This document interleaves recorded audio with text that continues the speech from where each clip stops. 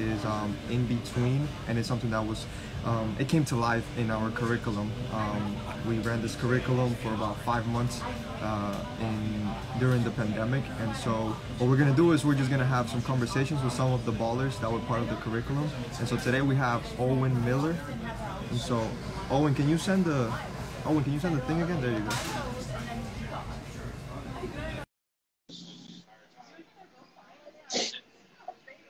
Does that mean the picture is gonna go away? There you go. Nice. Oh my goodness! Wait, can you make sure that that flag is out there? I was gonna say I had to get this with the background, so I think you guys deserve to. yeah, just to for have the now. flag Please. out. Just for now. I How was you thinking- doing? I'm doing well. How are you, man? I'm good. I'm good. I'm good. You were thinking what? I was thinking the fact that there's a potential Man City Chelsea Champions League final is not good for our friendship. It's not. Well, what's up, Guy? I agree, and we play this weekend. No. I know. Oh It's yeah, all- yeah. It could be like the preview of the Champions League final. I know. What do you think? I don't know, bro. I don't know. Guy saying take down the flag. Take down the flag. Guy, who's gonna win the Champions League? Guy knows. Guy knows deep down. Give me who? It's the team behind me. Yo. All right. How does it feel? Like you guys went from like, I think the game that City beat you guys is when City went on the rise up. Yeah. He said Barca. Fair enough. But then I think that was Lampard's last game, and then Tuchel took it. And how do you feel about him so far? Honestly, like prior to that game, I was not into the idea of him coming in, and I just think it was personally just like a connection I had with Lampard just at the club. Like I just loved him so much that I couldn't. I love you too, Guy.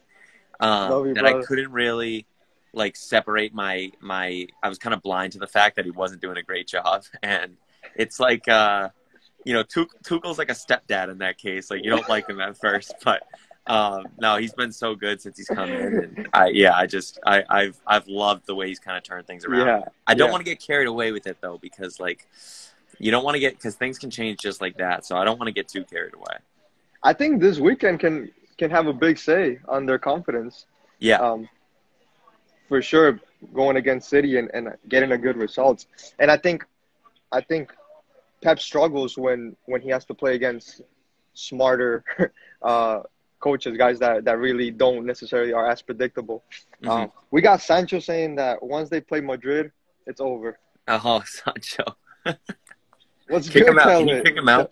Am I allowed to kick people out? I don't know. Let me see. No, I don't know. But I mean the banger that Sancho scored the other day.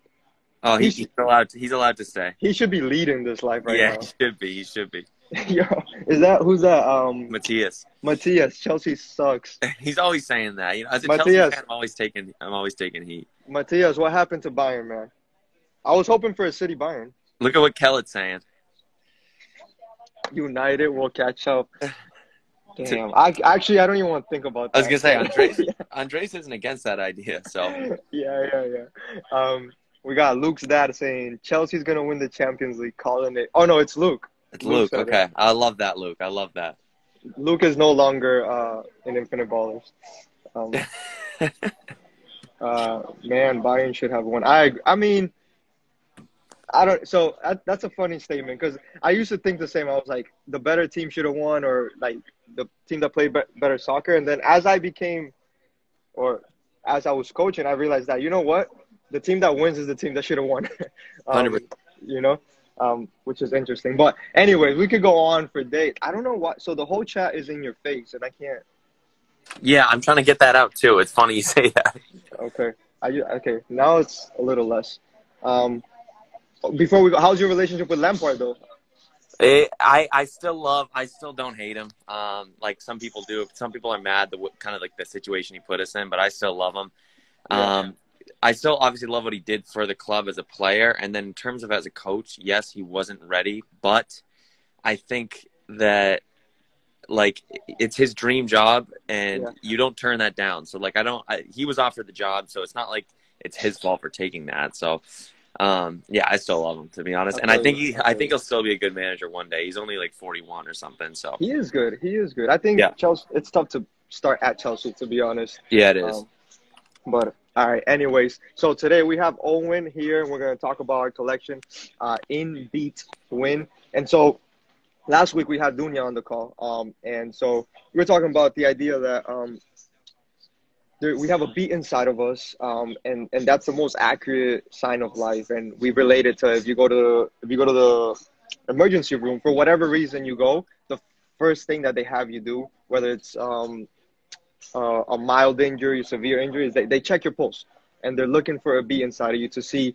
the rhythm of your heart. And if that's off, then that means that you're at risk, your heart's at risk. And sometimes the only way to bring you back to a regular rhythm is by electrifying you back into a regular your personal beat.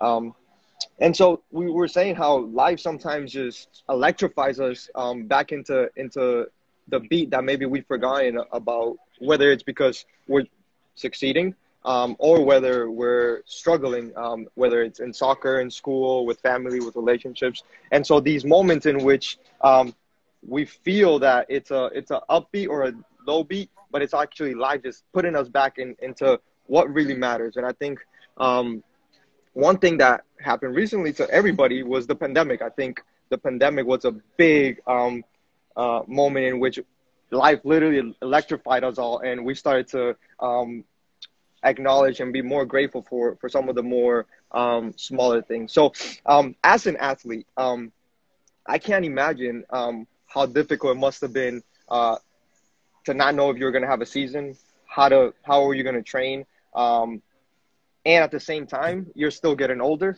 You're looking to make it to the next level. How was that? How did that affect you as a Division I player? Yeah, 100%. It was, I think for every athlete and every person out there, it was a weird situation to be in, but I think everyone kind of handled it in a different way. And my situation was a bit different than most people in terms of athletes because I was already out with an injury at that point. So I was going to be out for the foreseeable future anyways.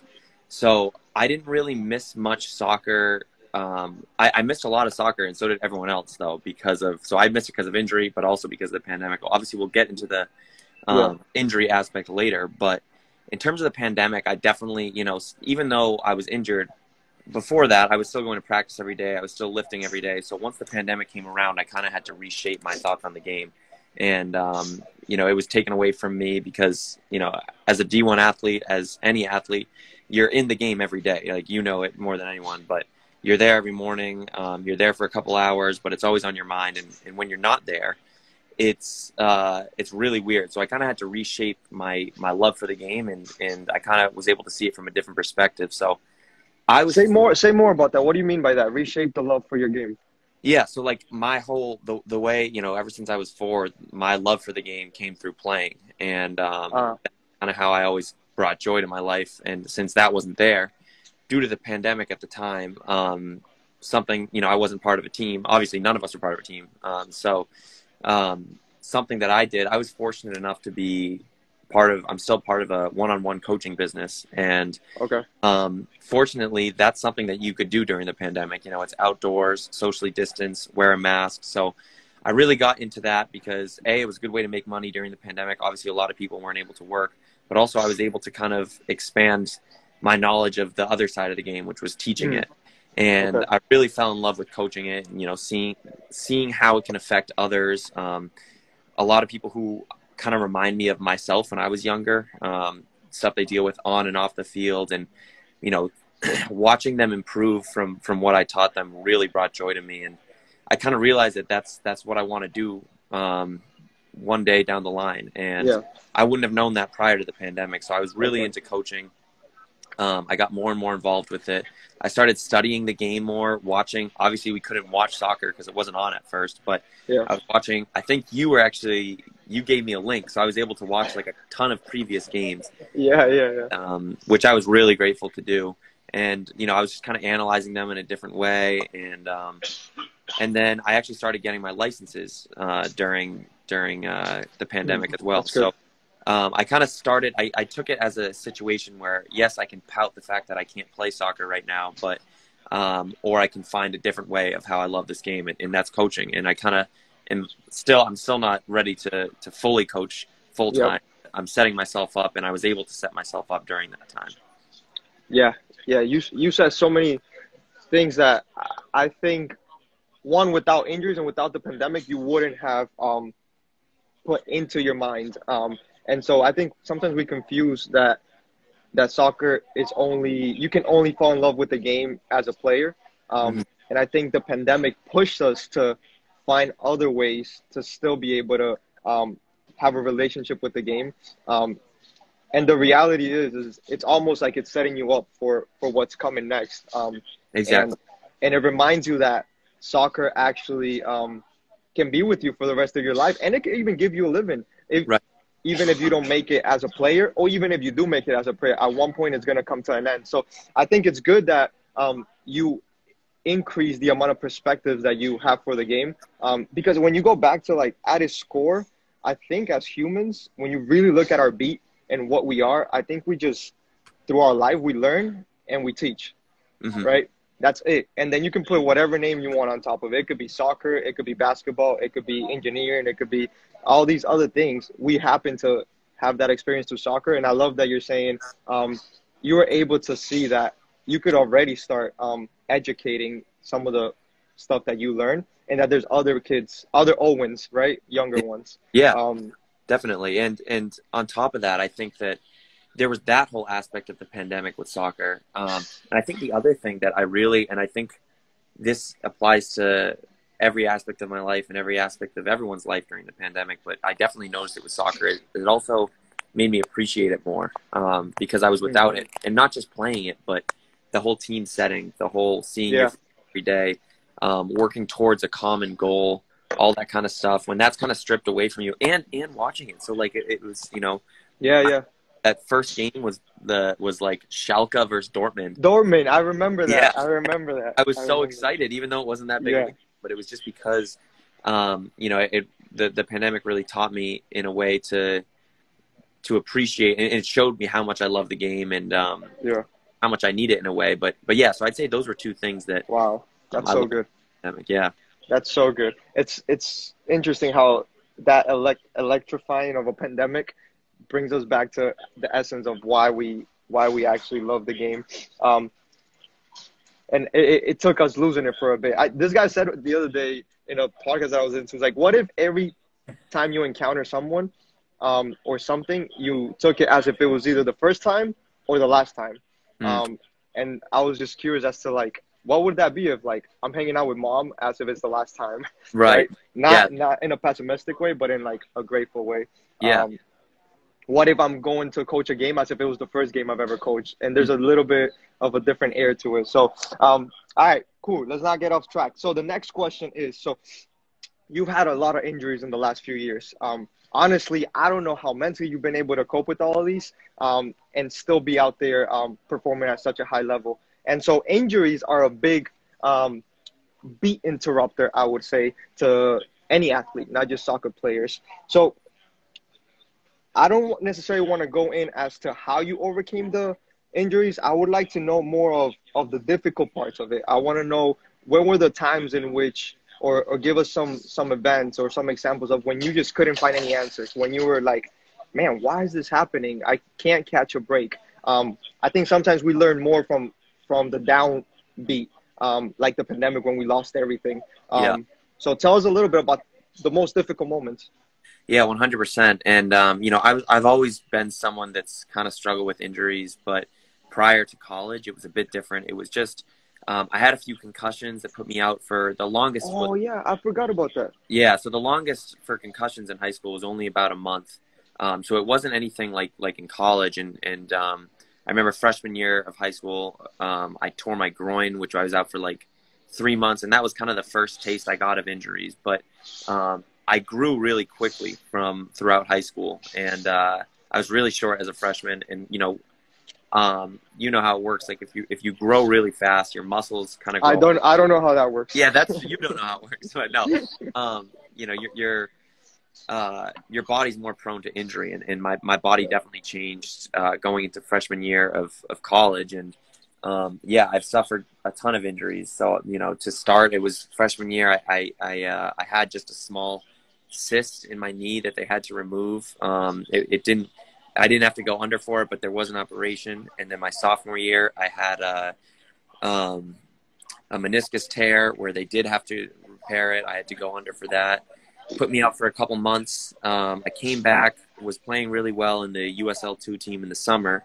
And then the last game of that, going into playoff, I tore the other meniscus in the same knee, which put me out for my junior year at UMass Lowell, which was really difficult. And then, you know, throughout all of those, I was kind of always positive. I was, you know, reading a lot and doing everything I could to kind of say, okay, you know, this is just a setback. This is just a setback. As long as I can mentally get through this next month or these next 2 months or whatever. But then the worst part, and I think you were here for this, but my first practice back from that meniscus tear. At Mahoney.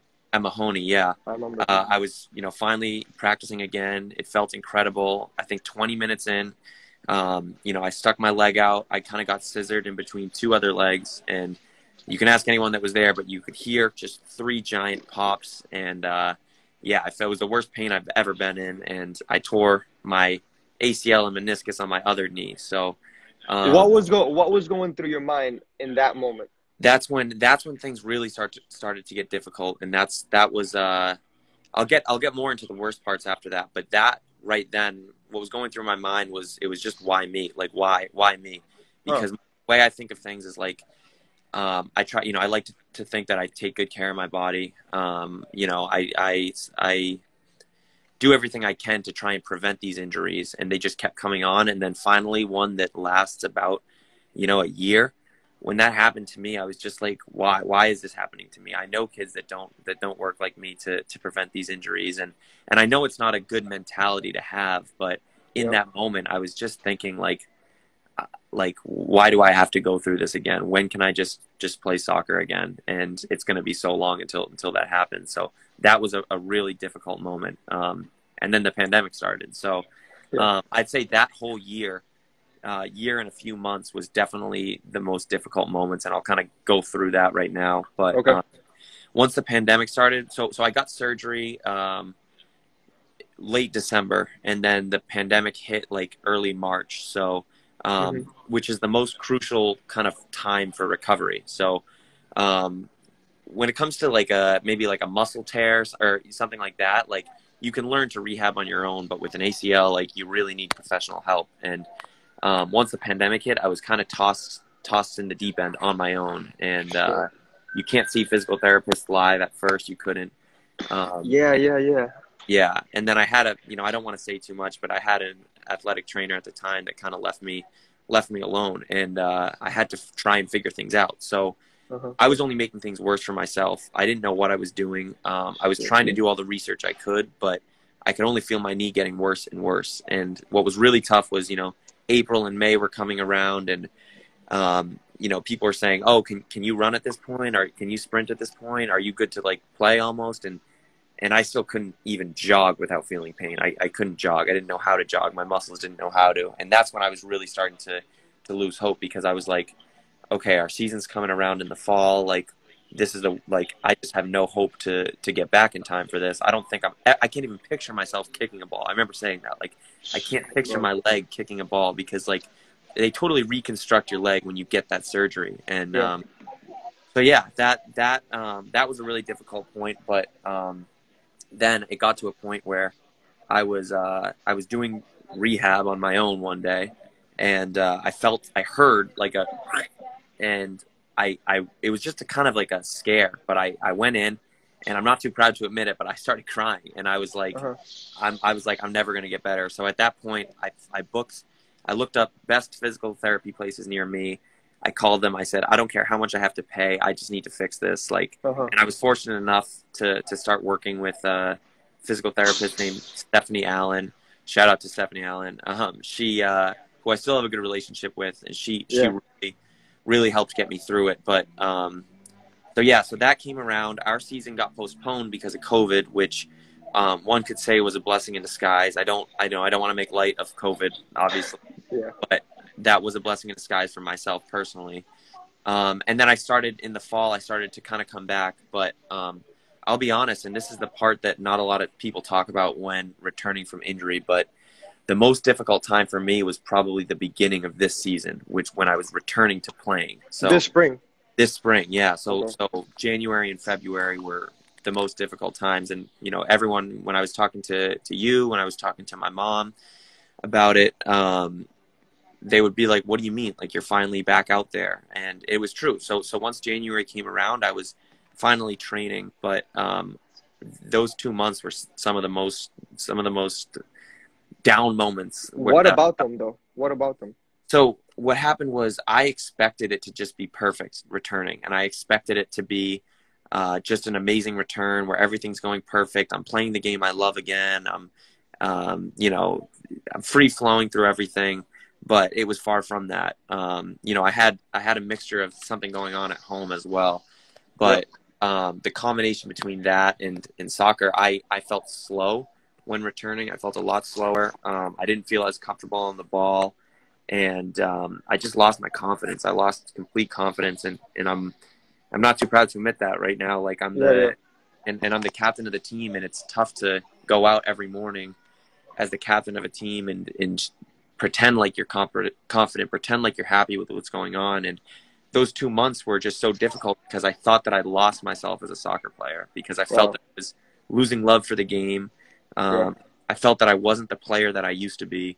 And that was really tough because, some people play soccer just as a hobby, but for me, it's all I've ever known. And to think that could have been taken away, and that was taken away was so difficult because it was just all I'd ever known, and I had to confront that. So those were definitely probably the 2 most difficult months of my life, throughout this injury, not through my life, but throughout this injury. And it's ironic because no one really talks about that. And I called my physical therapist, and she told me that. She's like, people think it's just a 12-month recovery and then everything's good, but it's a 12-month recovery and then a 6-month kind of reintegration period that no one talks about. So I didn't expect it to be that tough. Unfortunately, I feel that I'm through those moments right now.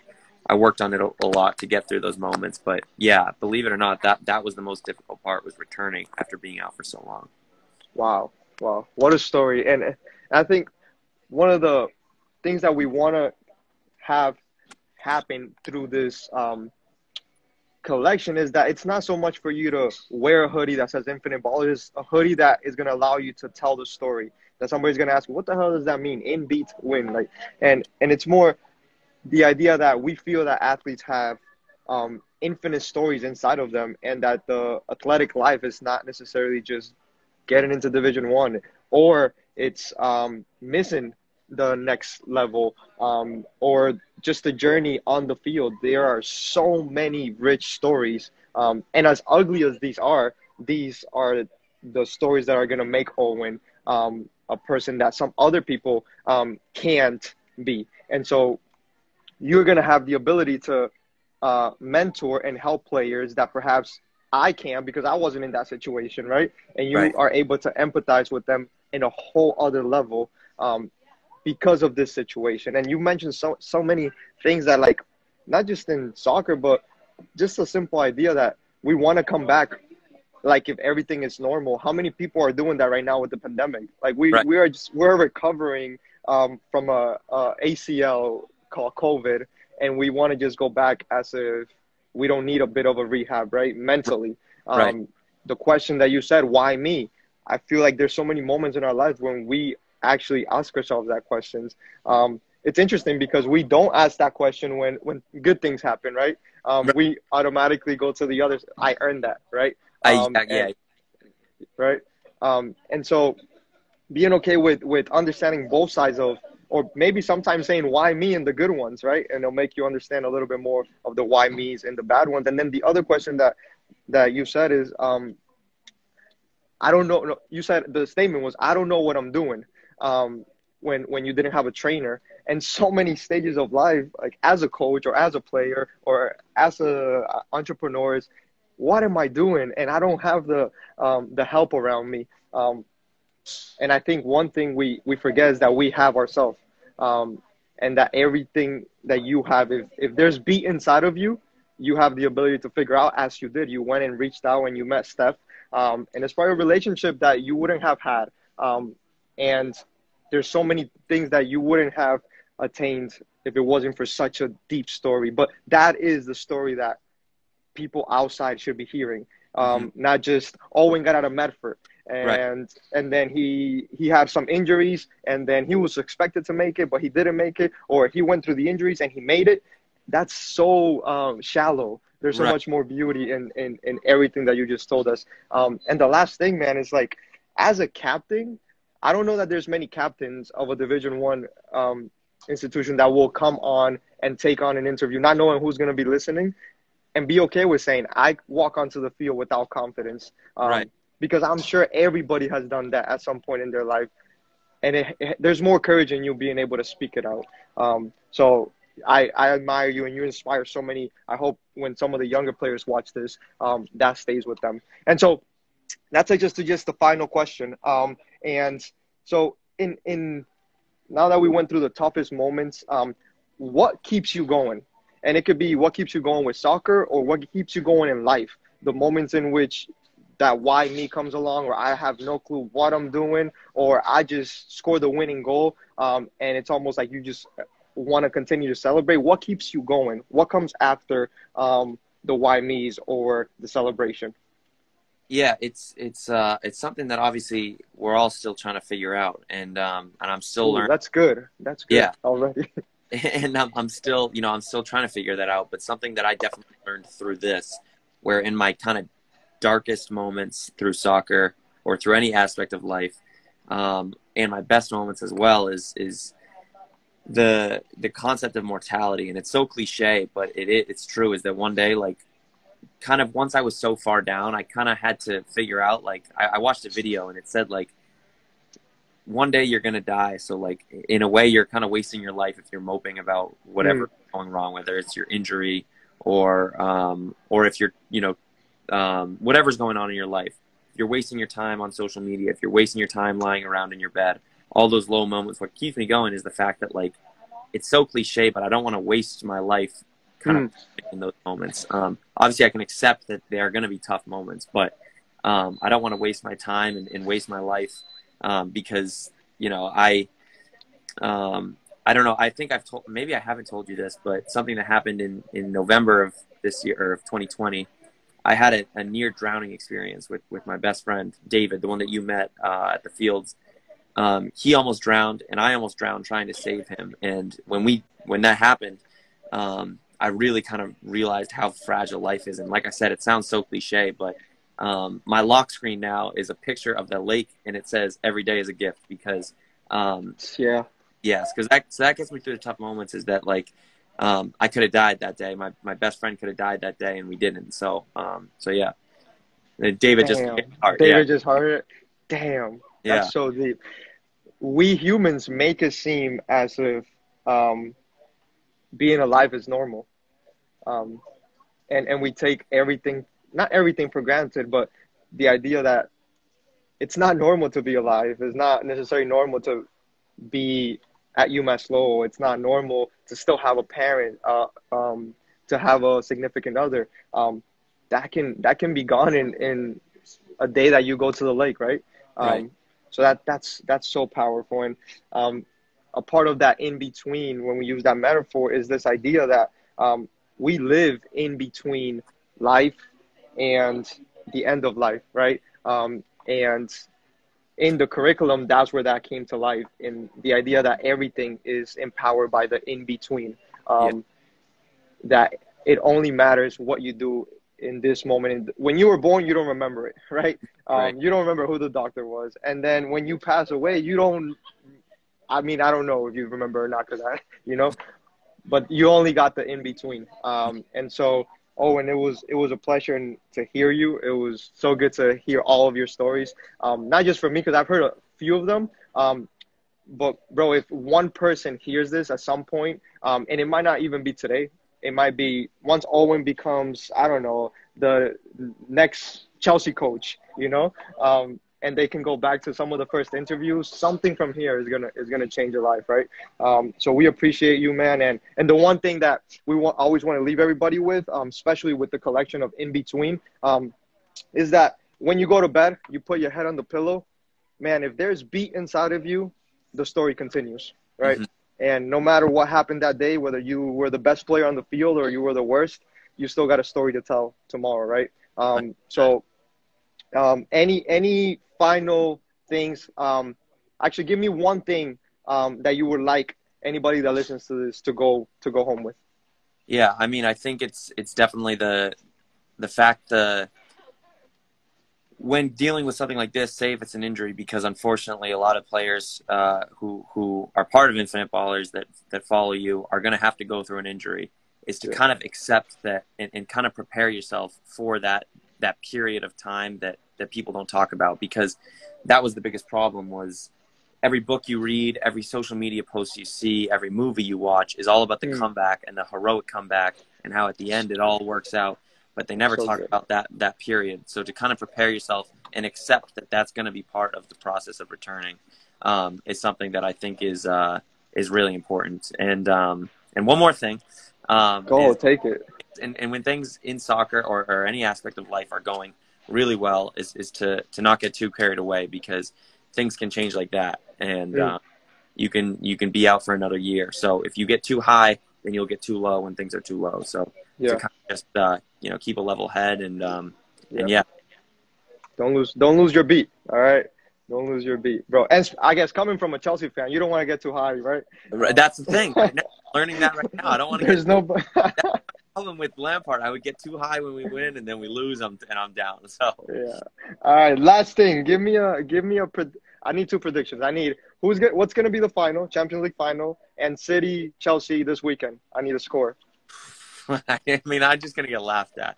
To be honest, I think it's going to be a Real Madrid City final, if I'm being honest. It did, and then this weekend, Chelsea sucked. Yeah, don't get me started on Michael. No, he's a Liverpool fan. He's been talking. Yeah. Wait, no, actually, Mako is a fan of whoever wins. So honestly, Barca, whatever it is. But no, I'd say that it's Real Madrid versus City in the final, and then this weekend, I'm going. Wait, where are they playing? It's neutral. It's Wembley. Wembley. Okay. Yeah, I'm going 2-1 City. 2-1 City. Yeah. Wow. We don't have a football. Michael said I don't support teams. Football is canceled this season. The trophies don't count this year. No. What were you saying, Owen? Yeah, I don't know. I think with the 5 substitutes, I think City's just a lot deeper.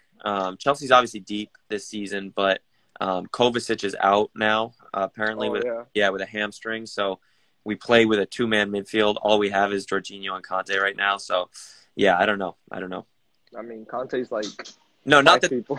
Yeah, that's what I say. That's true. Yeah. Yeah. That's fair. Where are you gonna watch it?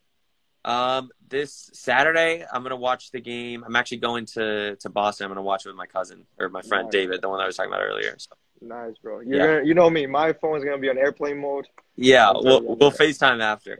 There you go. All right. Luke says Chelsea won. Damn, Luke, what is good with you, bro? Luke's winning me over today. Luke's winning me over. Luke, I'm unfollowing Luke. I'm getting blocking him. Everything. All right, Owen, bro, you're so inspiring today. That's what every baller has done for us, from you to Dunya to the younger ones, to Marco in Europe, to Blaggy, to Abra. So all we want to do is educate, connect, and inspire. And hey, everybody, once you go to bed tonight, if there's beat, you got a story to tell tomorrow. All right, Owen, we appreciate you, and I'll see you soon, brother. Andres, thank you so much for having me on. Take care, bro.